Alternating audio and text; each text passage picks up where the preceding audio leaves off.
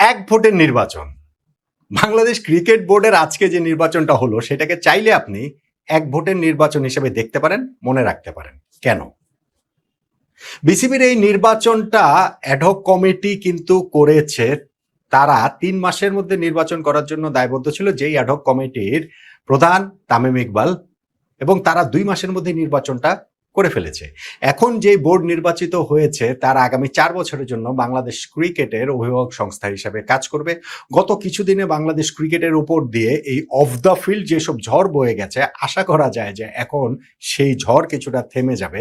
কেননা ক্রিকেটের সঙ্গে রাজনীতি মেশানো ঠিক না, খেলাধুলার সঙ্গে রাজনীতি মেশানো ঠিক না, এইসব কথাবার্তা হচ্ছে কি রেটরিক হিসাবে খুব ভালো, বলার জন্য খুব ভালো, শোনার জন্য খুব ভালো, কিন্তু বাংলাদেশের মতো দেশের বাস্তবতায় এগুলো আসলে ঠিক ধোপে টেকে না।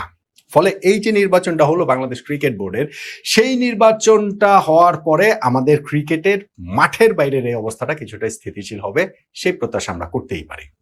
বাংলাদেশ ক্রিকেট বোর্ডের এখন নির্বাচিত সভাপতি হয়েছেন তামিম ইকবাল, জাতীয় ক্রিকেট দলের সাবেক অধিনায়ক, যিনি এই অন্তর্বর্তীকালীন সময়টাতে অ্যাডহক কমিটিরও প্রধান ছিলেন।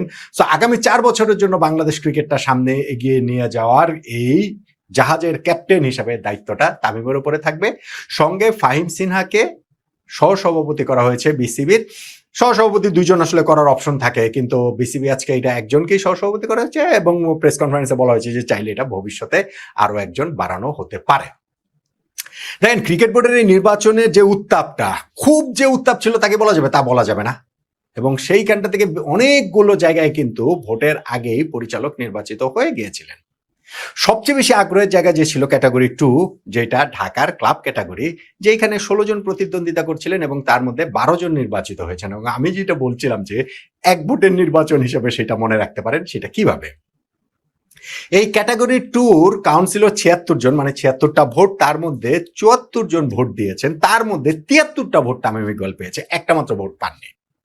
এখন 73 ভোট পেয়েছে 74 ভোটের মধ্যে, এইটা তো একটা ওভারওয়েলমিং ভিক্টরি। ধরেন 98%-এর বেশি ভোট পেয়েছেন।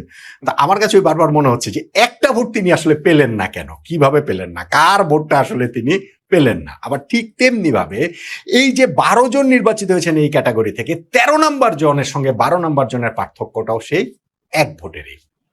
তামিম ওইখানটাতে 74 ভোটের মধ্যে 73 ভোট পেয়েছেন। আবার ধরেন 72টা করে ভোট ওইখানটাতে পেয়েছেন হচ্ছে গিয়ে ইসরাফিল খসরু, সাইদ ইব্রাহিম, তারা 70 ভোট পেয়েছেন মাসুদুজ্জামান, এইখানটাতে ধরেন 97%, 94%। এই আপনি যদি হিসাব করে দেখেন তাহলে ওই 63 পর্যন্ত এসে আপনি 10 জন পেয়ে যাবেন। 70 ভোট, 68 ভোট, 65 ভোট, 63 ভোট, মানে এগুলো আছে 66 ভোট। কিন্তু এরপরে শেষ দুইটায়, একটা হচ্ছে 53 ভোট পেয়েছেন রফিকুল ইসলাম বাবুভাই, এবং ওই ফাইনাল যে জায়গাটার কথা আমি বলছিলাম 12 নাম্বার, সেইখানটাতে 41 ভোট পেয়ে ডক্টর শামীম তিনি নির্বাচিত হয়েছেন। আর 40 ভোট পেয়েছেন সৈয়দ বোরহানুল পাপ্পু, তিনি 1 ভোটের মাত্র ব্যবধানে হেরে গেছেন। ফলে এইখানটাতে চাইলে যে কোনোভাবেই দেখা যায়, যেমন প্রেস কনফারেন্সে তামিম ইকবাল, নতুন নির্বাচিত বিসিবি প্রেসিডেন্ট, তিনি বলছিলেন যে এইবারের ইলেকশনটা ওপেন করে দেওয়া হয়েছে, কোনো ফোরাম রাখা হয়নি, এবং সেইখানটাতে লাস্ট আসনটা যে প্রতিদ্বন্দ্বিতা তাতেই বোঝা গিয়েছে মাত্র 1 ভোটেই জয় পরাজয় নির্ধারিত হয়েছে। হ্যাঁ, ঠিক আছে, এটা তো সত্যি, এইভাবে তো আসলে দেখা যায়। কিন্তু অ্যাট দ্য সেম টাইম 74 ভোটের মধ্যে যখন 73 ভোট, 72 ভোট, 70 ভোট করে পেয়ে যাচ্ছেন, সেইটা যে আসলে খুব সবার অংশগ্রহণমূলক এবং মানে ওই যে জমজমাট প্রতিদ্বন্দ্বিতার যে আবহের কথা বলেছে, সেইটা কতটা হয়েছে তা নিয়ে আসলে কিছুটা প্রশ্নের জায়গা থেকেই যায়। তবে আমার কাছে মনে হচ্ছে বাংলাদেশ ক্রিকেটের এখন আসলে সেটেল হওয়ার সময়। অনেক তো হলো, অনেক কিছু হলো না। আর ওই যে ক্রিকেট বোর্ডের বাইরে থেকে যারা এই হাউকাউ করছেন, সেইটাতে আসলে শেষ পর্যন্ত গিয়ে কিছু যায় আসে না। এই যে কিছুদিন আগে আইসিসির প্রতিনিধি দল বাংলাদেশে ঘুরে গেছে, আমিনুল ইসলাম বুলবুল ভাইরা, তারা খুব লাফাচ্ছিলেন যে মনে হয় যে বাংলাদেশের এই ক্রিকেট বোর্ড ভেঙে দেবে, মনে হয় যেন বিসিবির ইলেকশন হতে দেবে না। এই যে কয়েকদিন পর পরই যে রিট, একের পর এক ওই যে কোর্টে গিয়ে তারা যে রিট ফিট করে, লাভ হয়েছে? কোনো লাভ হয়? বাংলাদেশের বাস্তবতাটা যেমন আপনি আমি আমাদের সবাই আমরা বুঝি, কিন্তু আমার কাছে সবসময় মনে হয় যে তারা যা শুধু খবরে থাকার জন্য এই কাজগুলো করছেন।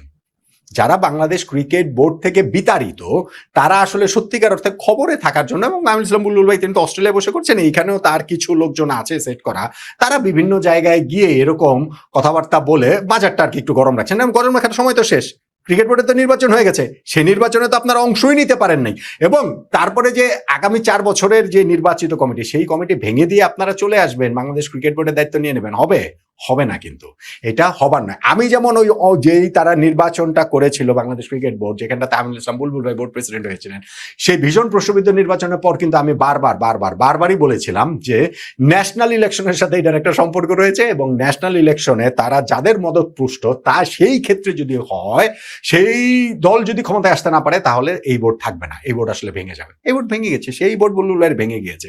এবং এখনকার যে বোর্ডটা, সেইখানটা তো পলিটিক্যাল ইনফ্লুয়েন্স হচ্ছে প্রবল ভাবেই রয়েছে, প্রবল ভাবে, এটা অস্বীকার করার কোনো উপায় নেই। আজকে যেমন ওই ইলেকশন শেষে প্রেস কনফারেন্সে বিসিবি প্রেসিডেন্ট তামিম ইকবাল বলছিলেন ওই যে বাপের দোয়া ক্রিকেট বোর্ড, সেটা নিয়ে প্রশ্নের উত্তরে তিনি বলছেন, দেখি বাপের দোয়া ক্রিকেট বোর্ড থেকে এইবার ক্রিকেটের দোয়া একটা টিম করতে পারি কিনা সবাই মিলে। তো আমার কাছে মনে হয় যে বাংলাদেশের মতো দেশে পলিটিক্যাল ইনফ্লুয়েন্সের বাইরে যে বাংলাদেশে কবে কোথায় কোন জায়গাটাতে এবং ক্রিকেট বোর্ডের মতো এরকম একটা ক্রিম জায়গায় সেই জিনিসটা থাকবে না, এটা হতেই পারে না, এটা আসলে হয় না। আমি বলছি না এটা আইডিয়াল, আমি বলছি না যে এটা হওয়া উচিত, আমি বলছি না যে ধরেন এই যে বিসিবির যে নির্বাচিত পরিচালক যারা হয়েছেন, মনোনীত নির্বাচিত, ওই যে এনএসসি কোটায় দুজন এসেছেন, সেই দুজন আবার সারপ্রাইজিং নেম, আমি অন্তত পক্ষে ভাই তাদেরকে চিনি না। যাই হোক, তাদের মধ্যে হচ্ছে গিয়ে এখানটাতে রাজনৈতিক প্রভাব রয়েছে এমন লোকের সংখ্যা পার্সেন্টেজটা বেশি, শুধু অল্প বেশি না, অনেক বেশি, অনেক বেশি। সেটা কোনোভাবেই কাঙ্ক্ষিত না, সেটা কোনোভাবে প্রার্থিত না। কিন্তু আমার মনে হয় যে বাংলাদেশ ক্রিকেটকে তামিম ইকবালের যে তার এই ক্যাপ্টেন্সিতে প্রশাসক হিসেবে, ক্রিকেট প্রশাসক হিসেবে ক্রিকেট বোর্ডে থেকে তিনি আমাদের ক্রিকেটটাকে যদি আরেকটা লেভেলে নিয়ে যেতে হয়, তিনি যেটা বলছিলেন ওই যে ওই এইচপি এক্সিলেন্স সেন্টার যিনি একটা করবেন, আরো অনেক তার পরিকল্পনা রয়েছে, সেটা হয়তো সামনে আরো অনেক ভালোভাবে যেটা জানতে পারবো। সো এই ক্রিকেট বোর্ড আসলে ওই কাজগুলো করবেন বলেই আমরা আসলে সেই প্রত্যাশার জায়গাটা করতে পারি।